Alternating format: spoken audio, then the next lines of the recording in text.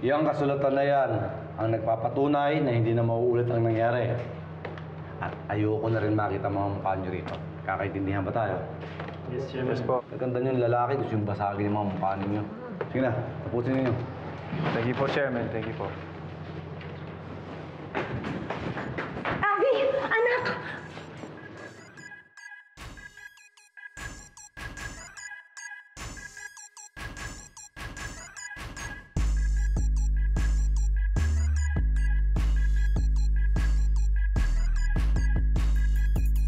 I saw the post on social media regarding the incident.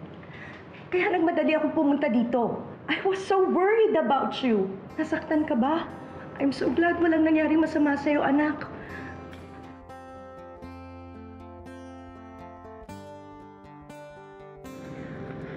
Can I go now? Okay.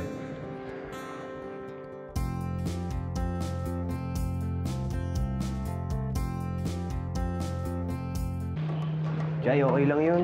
Hayaan mo na yun. What okay? It's not okay. Mariko! Mariko! Kamusta ka? Nasaktan ka ba? Ha? Mami, hindi po. Okay na po ako. Okay ka na? Opo, opo. Kayo ha, sa susunod, huwag niyong idadamay ang anak ko sa gulo ninyo. Suzy, calm down. Wala naman nangyari kay Mariko.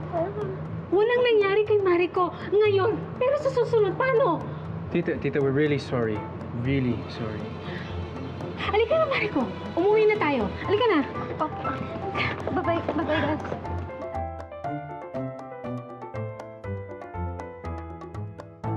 Tita, we're really sorry for what happened. We didn't really mean for anything else to... Ethan, why are you saying sorry? Did we do anything wrong? We just defended ourselves, right? There's nothing wrong in defending ourselves. Jai. Jai.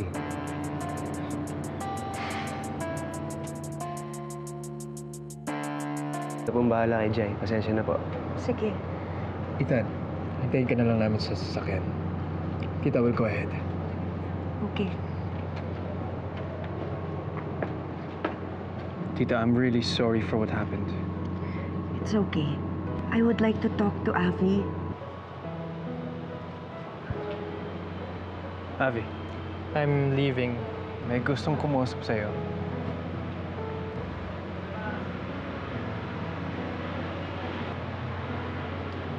Calvin, are you okay? Fine. Thank you nga pala na makikipagkita ka sa kapatid mo. Sana sa susunod, tayong dalawa naman yung makapag-usap ng maayos. Ethan just text me kung kailan ko i-meet si Toti.